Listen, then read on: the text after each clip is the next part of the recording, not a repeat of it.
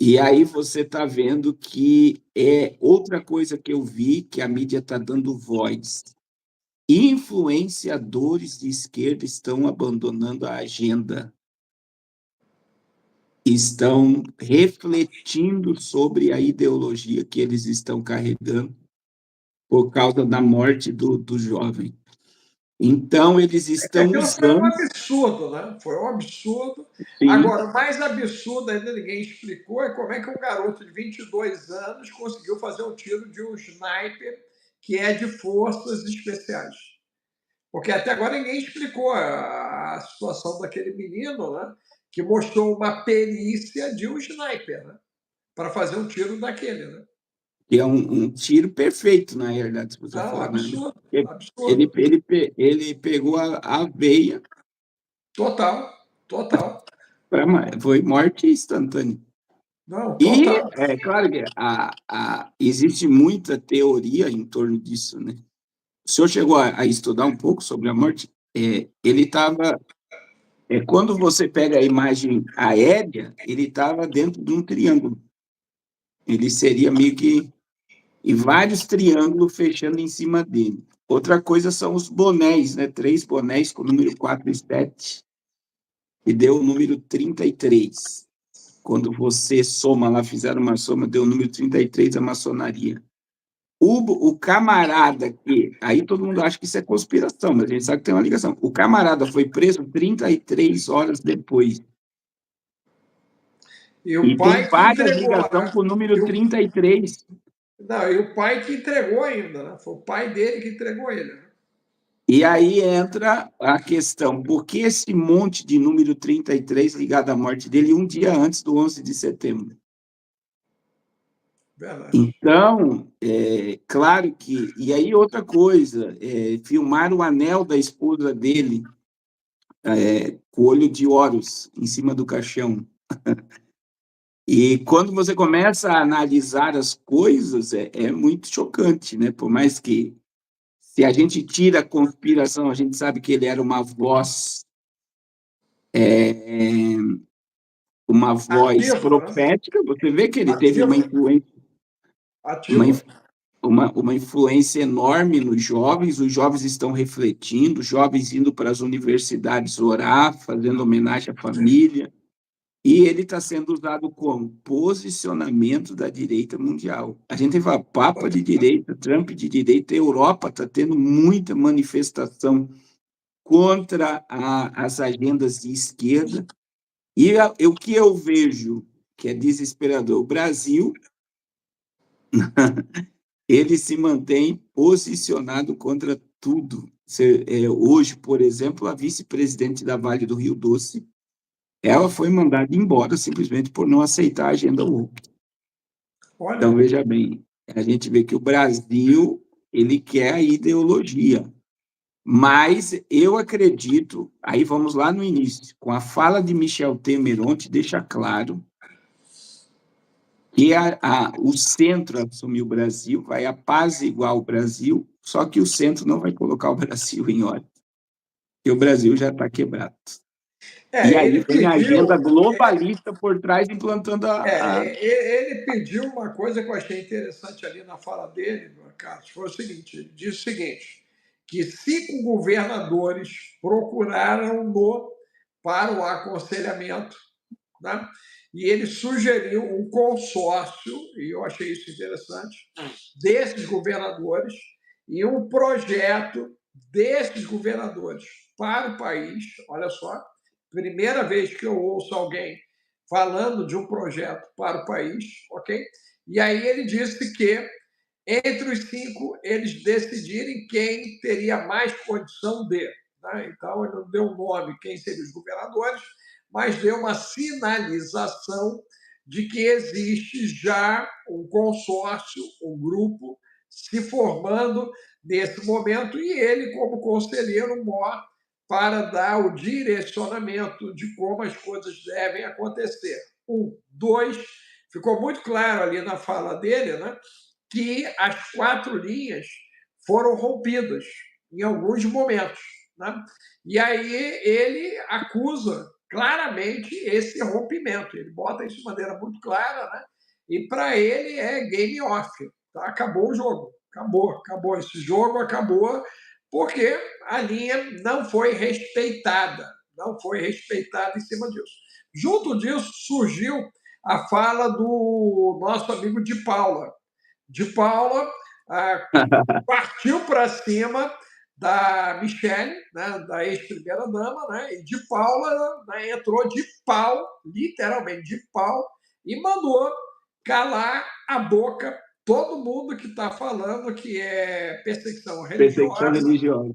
porque senão vai começar mesmo e o primeiro passo é a Receita Federal levantar os templos de tijolo, todos CNPJ. Só a misericórdia. Ele botou, acho que foram 3 vezes a imagem da Receita Federal, na fala dele, né? Eu tenho o visto ultimamente como porta-voz, né? Do que teria sido o algoz dele, inclusive, ele virou porta-voz agora, né? De alerta, e ele falou: olha, não continuem falando. E ele direciona aos pastores, ele diz aos pastores, ele usa o termo ainda, pastores, não continuem falando, ok? E ali eu vi algo muito sério na fala dele, porque anos atrás, quando os caras lavaram o jato para lavar, eu já tinha ouvido falar de uma pessoa muito próxima ao Moro que eles iriam fazer isso, porque já tinha encontrado indícios, né, de envolvimento também em alguns templos do tijolo, aquela treta que aconteceu. Tá? E aí agora ele fala direto. E o terceiro, para fechar e te devolver, foi o Silva, da Jabuticaba, falando da cerveja. E aí ele disse: ó, eu resolvo tudo com uma cerveja, com 2 cervejas, com 3. Se não der, vai a caixa de cerveja, mas a gente vai resolver. E aí eu vi uma mensagem oculta, que poucos viram, que a nosso sistema cervejeiro, alguns anos atrás, ele foi vendido para a Holanda. E que Uhum. há uma intervenção direta, né, europeia na condução das coisas. Meu Deus! Você lembra disso? Que os caras compraram a maior indústria cervejeira do país, do maior grupo? Sim, Holanda. E Ambev, né? quando ele começou a falar em cerveja, me veio logo Holanda na história, me veio aquela turma lá que se reúne naquele bendito hotel lá, os magnatas, me veio a entrada do Trump na Holanda, com o rei da Holanda, coisa que nunca aconteceu, nunca, gente, é nunca. Como é que a Holanda aparece nesse cenário? Nós estamos de novo, né, com o menino, aquele Nassau, é Nassau o nomezinho dele, né? As Índias, não é isso? Aquela bendita empresa das Índias. Quer dizer, por que, que a Holanda está aparecendo tanto, cara, esse ano? Tu reparou isso também, que a Holanda apareceu bastante no cenário? Eu não reparei. Agora, o senhor tocou no assunto, eu acredito assim, a gente tá entre a cruz e o punhal, né? Se for para a gente analisar dentro da caixa. Por quê? O próximo passo do governo agora é censura, né? O senhor viu o negócio da Jovem Pan, antes de nós entrarmos da Jovem Pan. Se eles conseguirem censurar, que é, não sei nem se podemos regular as redes, né? Essa é a palavra. Se eles Mas já conseguirem. passou no Congresso, né? A Sim, Câmara deu mole e passou. sim, e no Senado também, mas ali foi só a questão, no dia lá do podcast com o Sérgio Moro, a gente conversou, eles mudaram um monte de questões ali e ficou só na questão do menor. Mas abriu, claro que sempre abre uma brecha além. E o que eles falaram, por exemplo, eles estão querendo tirar a Jovem Pan do ar, né? Pera aí, hein, Carlos, antes de tu falar disso, gente, nos ajudem, por favor, deem um joinha aí, deem um like. Quem está interessado no assunto, por favor, coloque o número 2, gente, ó, manda uma sequência de 2. Você que pode doar 5 centavos de real, de cento, de euro, nos ajude, impulsione a live, nos ajude a pegar esse filisteu pela orelha. Então, bote o número 22222, ok? Tá certo? Compartilhe o conteúdo, nos ajude, gente. E dê o joinha aí, olha só. Nós temos 5 vezes quase mais pessoas. Tá? Exercita aí a unção do dedo, bota o dedinho aí no like e nos ajude, gente. É importantíssimo, porque veja que o pastor Carlos Cardoso, né? Ele interrompeu a dinâmica dele depois de uma viagem para nos prestigiar, para poder estar com vocês aqui. E o que você pode fazer é doar 5 centavos, 5 centes de euro, dólar, ou você ir lá e colocar o joinha. Obrigado, hein, Vanessa? Está vendo a contribuição online de euro? Muito obrigado aí, quase €1 com a gente aqui. Muito obrigado por estar nos ajudando, ok? Mas vai lá, Carlos, completa, por favor. Então, aí a gente vê, se eles conseguirem regulamentar que o Silva disse queira ou não queira, vai ser, né? Automaticamente eles vão mirar, porque eles estão precisando arrecadar no CNPJ do sistema religioso brasileiro. E é o que o de Paula falou. Eu vejo que ele foi lá orar pelo presidente, ele deu 10 passos atrás. E eu nunca vou esquecer, doutor, da fala do Frota. O Frota é um profano, que foi deputado federal.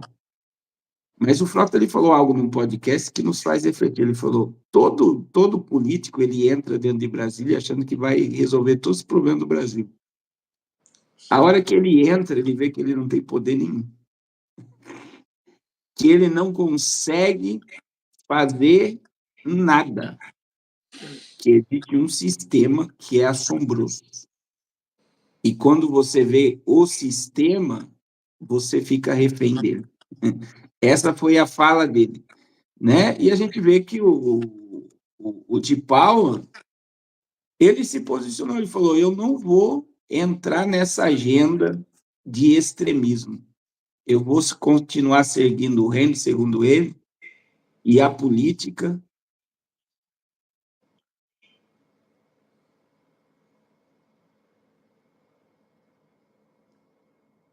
Do que eu me polarizar. Eu vestir a camisa da extrema-direita ou a camisa da extrema-esquerda. E aí Ele eu usou, posiciono. inclusive, esse termo no vídeo dele, que eu ainda não postei, estou para postar ainda, que o meu Instagram bugou. Depois que eu botei o Temer, bugou. Estou bugado já há mais de 8 horas. Tá certo? Não sei por quê, bugou. Aí, mas e ele É o falou vampiro também. sugando. Não, aí ele falou da polarização, né? E o Silva da Jabuticaba falou da cervejaria, cara. Sim, e aí você vê, existe, a gente comentou na live passada, e é muito importante a gente falar, existe um paredão blindando o Silva para ele fazer as atrocidades que ele está fazendo.